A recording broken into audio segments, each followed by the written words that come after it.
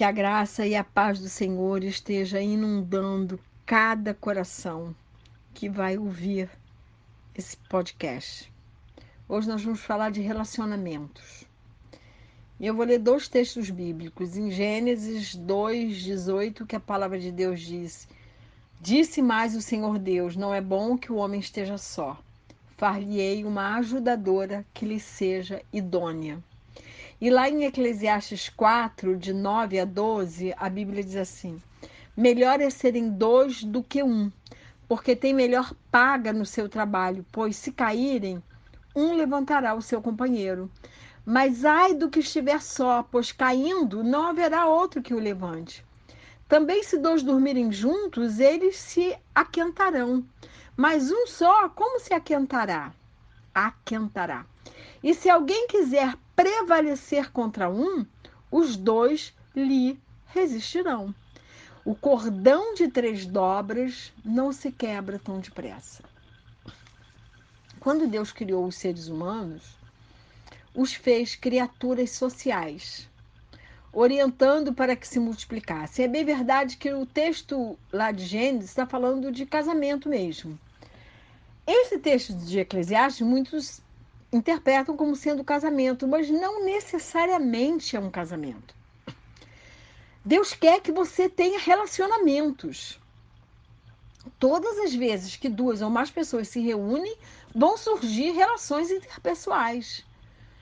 Às vezes essas relações são amigáveis, afetuosas e se apoiam mutuamente, sendo caracterizadas por uma comunicação clara e saudável. Porém, outras vezes, as relações interpessoais são tensas, marcadas por conflitos, por desavenças. Ninguém entende ninguém, ninguém respeita a maneira do outro ser. Vivemos momentos, então, que isso está muito marcante. Um psicólogo chamado Sullivan disse assim: todo crescimento e cura pessoais, assim como danos e regressões pessoais, surgem através de relacionamentos com outras pessoas. A Bíblia nos relata vários problemas de relacionamentos interpessoais, assim como fala sobre relacionamentos saudáveis entre as pessoas. Há muitos casos de dissensões registrados na palavra de Deus, sem, no entanto, ter a aprovação de Deus.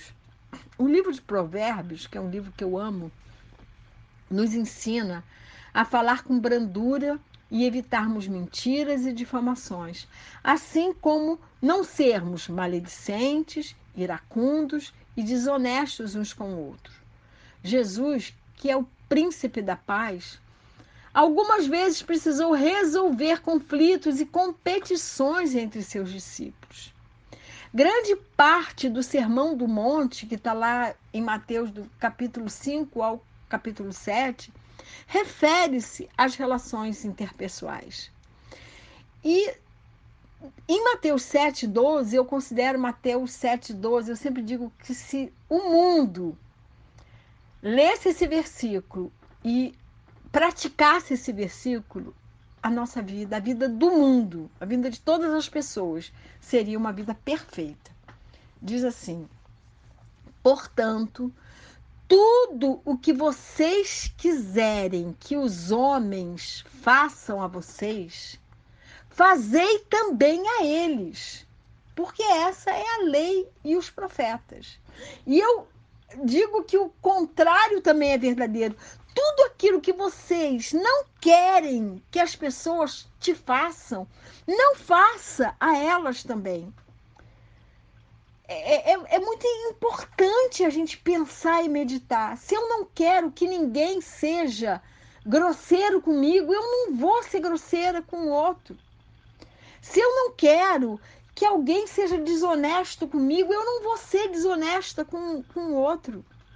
Se eu quero que uma pessoa me trate bem, com gentileza, eu também tenho que tratar as outras pessoas com gentileza. Se eu quero que as pessoas me amem, eu tenho que amar primeiro, porque foi isso que Jesus nos ensinou. Ele nos amou primeiro.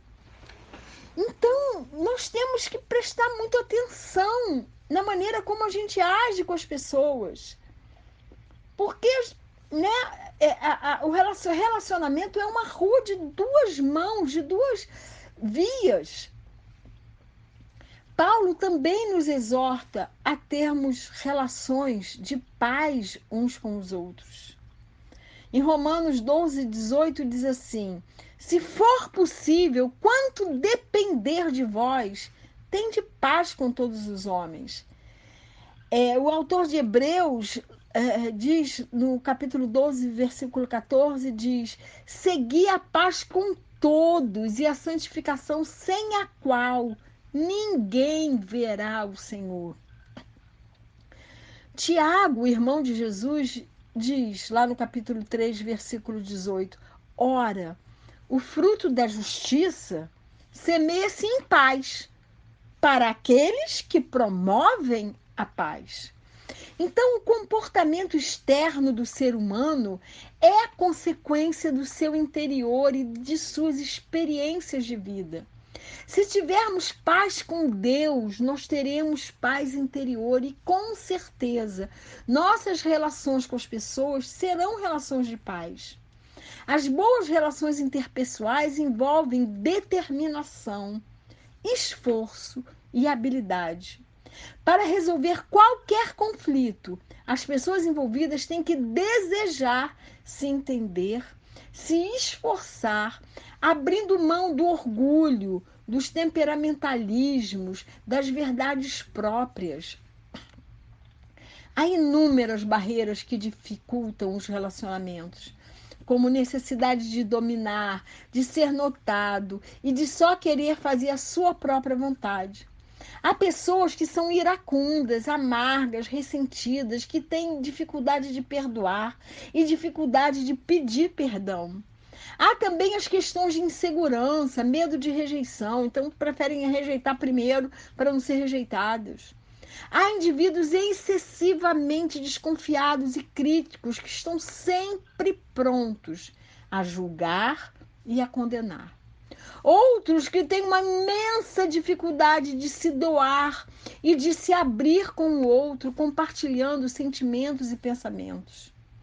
Pessoas muito egoístas e centradas em si mesmas têm dificuldade de aceitar as diferenças individuais. Têm dificuldades em aceitar que o outro é diferente dela e que as escolhas dos outros são diferentes das escolhas que ela mesma faz. E isso sem falar nos problemas de comunicação e de interpretação. A tensão interpessoal é fruto de atitudes, percepções, sentimentos e comportamentos inadequados, causando conflitos e quebra de confiança. Em consequência de toda essa inadequação, pode ocorrer o rompimento de relacionamentos, como um divórcio, ou como uma quebra de amizades, por traições, incompatibilidades ou mesmo contendas, perda de confiança. Mas Deus sempre provê graça suficiente e fortalecimento para lidarmos com qualquer situação que apareça em nosso caminho. E Ele sempre faz uso dessas circunstâncias para nos ensinar, para nos fortalecer e aperfeiçoar o nosso caráter. O propósito de Deus como Pai é sempre aperfeiçoar o nosso caráter. Deus permite certas situações de conflito em nossas vidas para servirem de aprendizado. No meio das dores, dos conflitos, das dificuldades relacionais, certamente Ele pode e vai trazer o refrigério e as condições para suportarmos toda e qualquer provação. Uma vez que sabemos que Deus providenciará para nós graça sobre graça, temos que lançar mão de coragem e pararmos para nos perguntar quanto e de que forma contribuir para que a situação chegasse a esse ponto. Você pensar em todo, parar para pensar em todo o sofrimento que você está passando, possa ter alguma contribuição sua, é muito difícil. É preciso coragem para isso. É necessário olharmos para dentro de nós e analisarmos qual a nossa contribuição para que aquela situação chegasse naquele ponto. Nós sempre temos a tendência de nos ver como vítimas. Sempre é o outro que fez algo para nós. E nós temos que aprender com os nossos erros, para que a gente não repita os erros em outro relacionamento.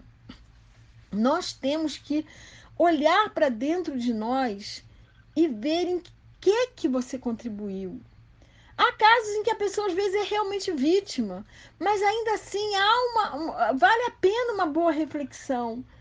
O que será que eu fiz ou deixei de fazer para que a situação chegasse nesse ponto?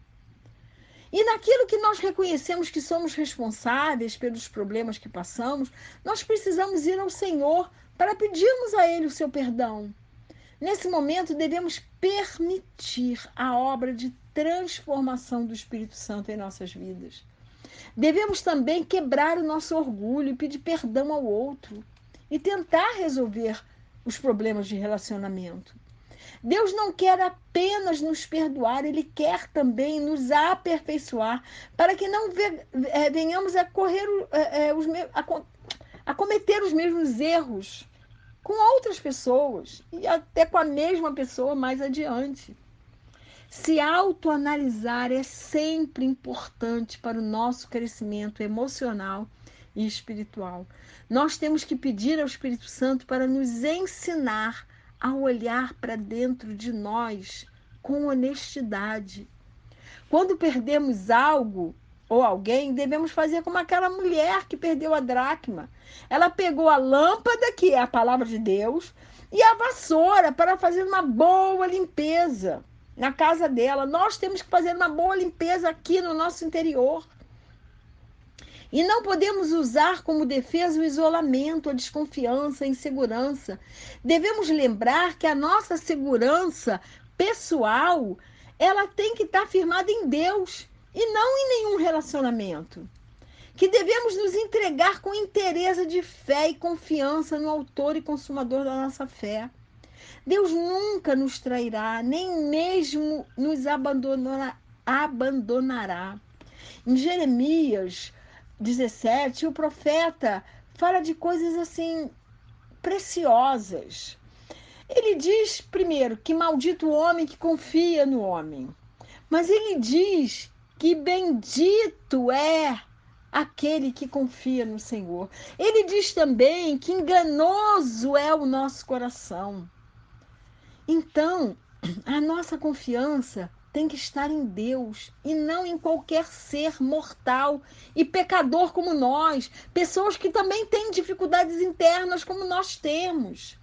Às vezes, sem percebermos, nós colocamos alguma pessoa como um verdadeiro ídolo em nossa vida. A idolatria não é apenas adorar uma imagem de escultura. Idolatria é quando nós colocamos alguém ou algo, por exemplo, o dinheiro, como nossa razão de ser, como o número um da nossa vida. Isso aí é um ídolo que nós estamos fazendo. Nosso coração nos engana muitas vezes e também engana a todas as pessoas com quem nos relacionamos.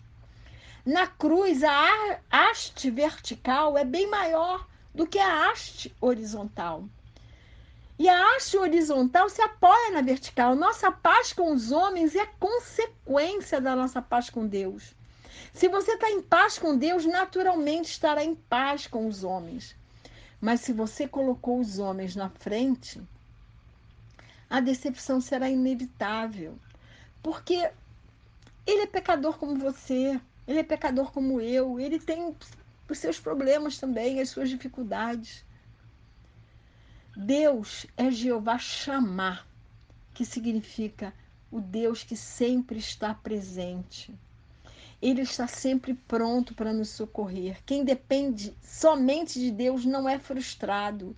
Toda a nossa vida, inclusive nossos relacionamentos, devem ser sempre submetidos aos cuidados de Deus. Nós precisamos de relacionamentos, precisamos de amigos, precisamos de família. Nós não podemos ser pessoas isoladas. Mas isso não significa que a gente tem que depender de relacionamentos. A gente tem que depender de Deus. Isaías 26:4 diz: confiai sempre no Senhor, porque o Senhor Deus é uma rocha eterna. Relacionamentos podem causar dor. Sempre causam. De alguma forma, sempre causam. Para qualquer relacionamento dar certo, é fundamental o amor, a boa vontade, o compromisso, a responsabilidade e o respeito. Mas é Deus quem tem que reinar em nossos relacionamentos. As experiências adquiridas no decorrer da vida e em inúmeros relacionamentos, às vezes podem nos fazer mais cuidadosos. Mas ainda assim, você pode acabar se decepcionando. Lá, como eu já li em Romanos, Deus nos exorta, lá em Romanos 12:18, se for possível, quanto depender de vós, tende paz com todos os homens. Então, no que depender de você, faça um esforço para resolver suas diferenças com seu irmão. Quebre seu orgulho, converse, explique seu ponto de vista e aceite que a outra pessoa é diferente de você, pensa diferente, tem expectativas e experiências de vida diferentes. E, acima de tudo, dependa de Deus e não de pessoas. Dependa da vontade de Deus e não dos seus próprios planos. Tenha um intenso desejo de conhecer a Deus, compreendendo a profundidade do seu amor e do seu interesse por todos nós, através da sua palavra, que é a Bíblia, e de suas incomparáveis promessas. Isso mudará a sua maneira de ver as coisas. Se você aceitou Jesus como seu Senhor e Salvador, você é filho de um rei, cujo trono está estabelecido por toda a eternidade. E esse trono não está vazio, esse trono está ocupado pelo Rei dos Reis e Senhor dos Senhores. A missionária de May Williams sempre conta a história da ostra. É super interessante essa história. A ostra, nas trevas do oceano, constrói uma pérola ao redor de um grão de areia que a irritava em sua concha. Ou seja, a pérola é fruto de sofrimento, de dor. Assim também Deus nos permite transformar as nossas dores em pérolas de inestimável valor que estão adornando o nosso caráter. Então vamos nos relacionar uns com os outros, amando uns aos outros, respeitando uns aos outros, sabendo que ele é diferente de nós. E essa diferença pode ser tão enriquecedora. Que nós possamos, em todos os nossos relacionamentos, olharmos para o trono de Deus, onde Ele está. Que Deus abençoe a cada um de nós, em nome de Jesus. Amém e amém.